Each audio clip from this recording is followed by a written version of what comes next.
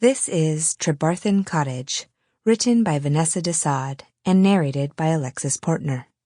The text is copyright 2018 Vanessa De Sade, and the audio production is copyright 2018 Alexis Portner, under exclusive license from House of Erotica.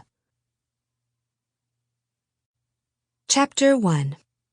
The advertisement had described it as a cottage, but it was a little more than a shack, really. Still, Annabeth reflected, there wasn't all that much available here at short notice, and she was lucky to get it at all. And it had got her out of London and as far away from Alex and his Lolita lady as one day's drive could take her.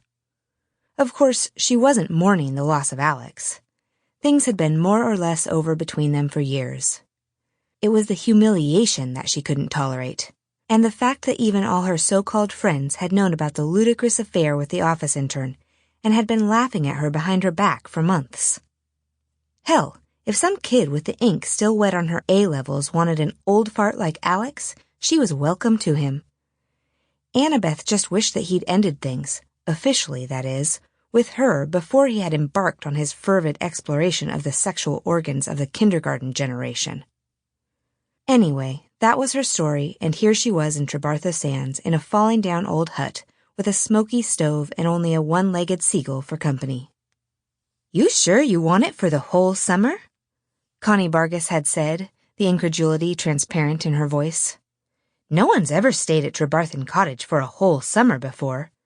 You sure you don't want to stay a few days before you commit yourself?" But Annabeth had shaken her head and handed over enough cash to buy her freedom until the first frigid weeks of October. And Connie Bargus's tall 5-inch heels had promptly click-clacked off down the lichen-kissed path to her ancient Ford Fiesta, still quite unable to believe her luck. "There's no refund if you leave early. You know that, don't you, lovey?"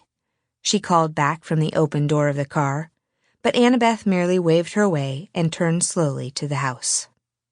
Built quickly just after the Second World War to accommodate a wounded farmer's son just back from the hostilities, complete with a limp and a useless right arm, the cottage boasted nothing in the way of comfort save an old cast-iron stove recycled from God knows where, sagging window frames, wooden walls, and a highly toxic asbestos roof. But frankly, Annabeth didn't care.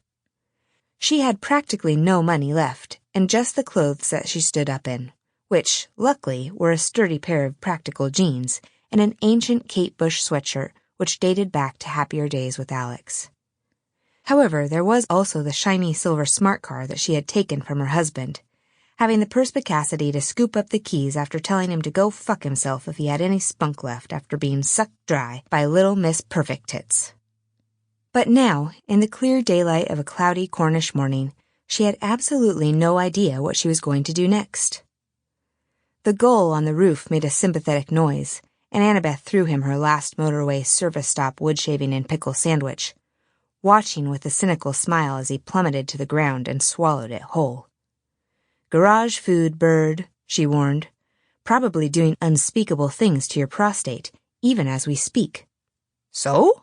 the bird seemed to reply, throwing back his head and crying to her like she was his mother or something, his tatty orange beak sharply contrasting his immaculate feathers of sharp Arctic white and Payne's gray. "Hey, enjoy it while you can," she called, turning to go inside. "I have no clue whatsoever where the next one's coming from." Chapter 2. The sky had cleared by 1 o'clock, and she went down to the village and solved her money problems by selling the smart to the local garage, and then splashed out on some clothes and clean underthings from the sole ladies' wear shop in the main street, hiking back to the cottage with her purchases to set about getting down to the serious business of living her new life of monastic-like solitude. A man in a grocer's van sent by Connie Bargus called by the next morning and arranged to deliver milk, and she also ordered bread and canned soup and some strange locally made pastries that came in an unmarked brown paper bag. But, other than that, she saw no one.